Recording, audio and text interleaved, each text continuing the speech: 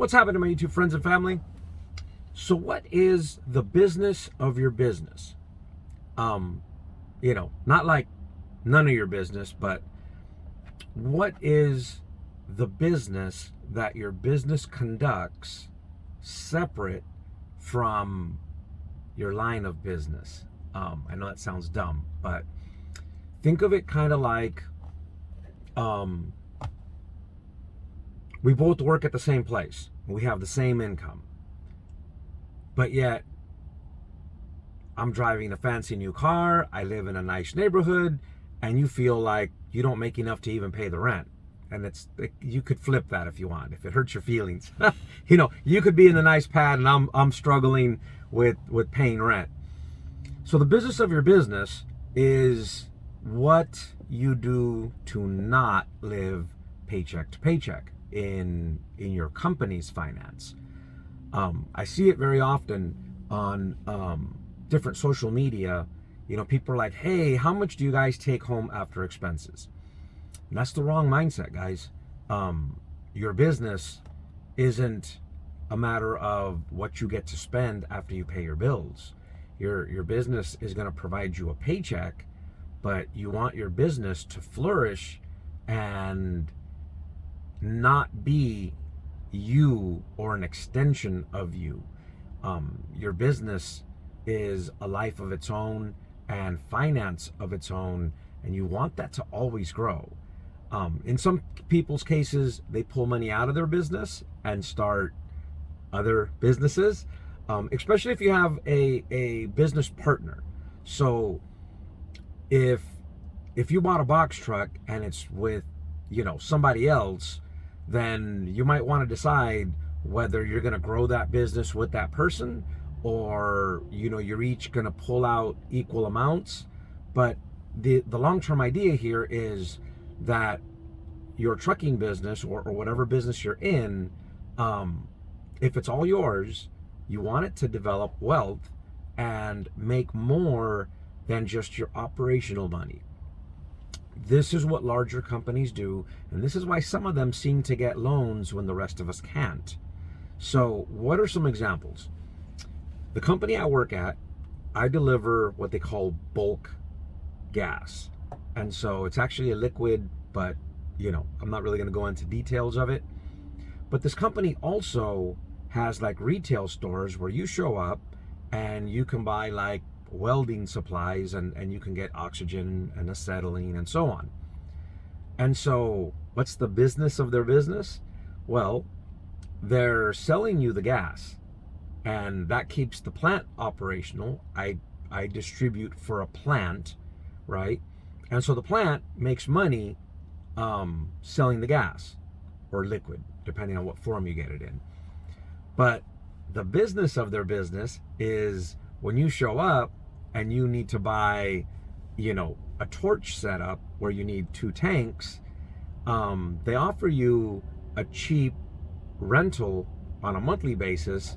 And so because of the volume of tanks this company buys, or in some cases manufactures, because this company builds tanks, so the byproduct is if you rent one of those things for a year, they've more than recovered their money for the tank, but you continue to pay rent. So the business of their business isn't just that they're manufacturing gas. They're renting you tanks and recovering that money. See where that just went? And then that just becomes money, cash flow with very little overhead. I mean, you keep paying that rent, right? Even if you don't go get more gas, if you let it go empty and it sits in your garage or your shop, you're paying rent. I used to work for a scaffold company. And again, because they bought a lot of scaffold in bulk, they probably paid $100 for a frame and then used it for 15, 20 years, and then sold it to you for 150 and went out and bought new for themselves. You see what just happened there? Likewise in the trucking business, companies like Swift Transportation, they buy so many trucks that their new truck price is probably lower than some of you are paying for used trucks. And so what does that mean? That means 4 years later, when they're done paying for the trucks, they have two options. They can keep it another year and run a truck payment free, or they go sell it, and with that money, they go out and buy another one. And they keep the budget for making payments, so instead of buying one, they buy two. One has no payments and one has a payment. At the end of 4 years, they have two trucks that are paid for. So now they go buy three, they make payment on one, but buy two cash. You see what's happening there? The business of their business is growing their business, their wealth. It's called a balance sheet. And so even in the equipment rental business I used to have, same applies. The MSRP on a little 19-foot scissor back then was like $9,800, almost $10,000. And so you buy a truckload, the manufacturer pays the freight. Because you bought a truckload, if you buy just one, they charge you. Anyways, so you buy a truckload, they pay the freight. 4 years later, you sell these things for about what they cost to replace. The business of your business. You're in the business of renting equipment, at least I was, and the monthly rental paid for the payment on the equipment, the insurance, and the overhead of having a shop and delivery trucks and whatnot. But the real money came in equity of the business. And so likewise, a lot of you guys just looking to get into trucking, some of you that saw my video where I said I was deactivating my authority, some of you thought I was crazy. But if you remember the video, or if you've seen the pictures, I was buying, let's say, 4 of these Mack trucks for about 80 grand. And then when I sold, I think the highest selling one sold for 62,000 for one truck. So one truck almost paid for the 4, right? That's the business of your business. And so I sold trucks and put myself in a better position than had I continued with trucks. And now the price of trucks has dropped. Now honestly, I could probably afford to buy more trucks because they're going down, right? I didn't want to ride that downswing. Anyway, the business of your business makes you money on things that should cost you money. That's a very simple way to put that. Give you another example. So you're a local guy in the oil field like I was, and you have owner operators. So what you do is you go out and get yourself a fuel cell. You purchase from a bulk fuel place by the truckload instead of going to Pilot or whatever, and you end up getting fuel about $1 cheaper than you would if you went to the cheapest fuel place in town. So then what do? Well, you offer your owner operators 20 cents less than Pilot. They think it's a great deal, and you charge them when that work pays out. So you just made 80 cents a gallon on your owner operator. Now, some would say, oh, Miguel, that ain't cool. You're offering them a line of credit that most people probably wouldn't, for starters. Secondly, it's still giving them about the same price they could go out and get.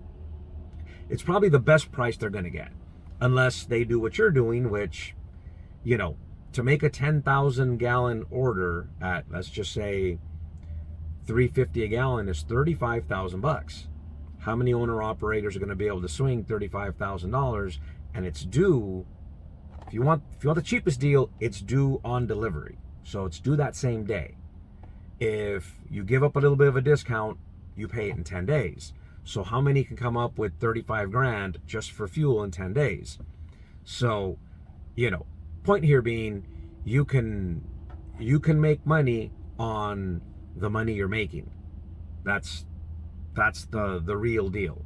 And some people are doing it, and they're doing a pretty good job of it. Another example would be, if you get 3 or 4 trucks going and you have your own in-house dispatcher, let that dispatcher dispatch for other people. We've all seen dispatchers, and some like them, some don't. Whatever your take on that is, it's a smart move. Likewise, if you set up a shop to fix your trucks, make it a public shop. Work on other people's trucks. Your trucks move to the front of the line, but You have a way to fix your own truck that's not going to cost you an arm and a leg, and now you're making money on fixing other people's equipment. The business of your business. Keep that in mind. If you're going to be an entrepreneur anyways, don't be an entrepreneur with an employee mindset. Don't think to yourself, I'm going to go buy a $40,000 box truck so I can make $5,000 a week and maybe I get to keep $1,000 or $2 of that for me. Be a business person and look at the next step. That's just step one, guys. Take another step, evolve that, grow that. That's a real entrepreneurial thought. Anyways, this is kind of a short video. Hopefully I got to the point and you guys get what I mean. It's still almost 11 minutes long, but you know me, I'm long-winded. Hope everyone's been doing well, guys. I've been really, really busy with work. I've seen some interesting stuff that I can't share. It's been kind of fun. But anyways, as always, thanks for watching.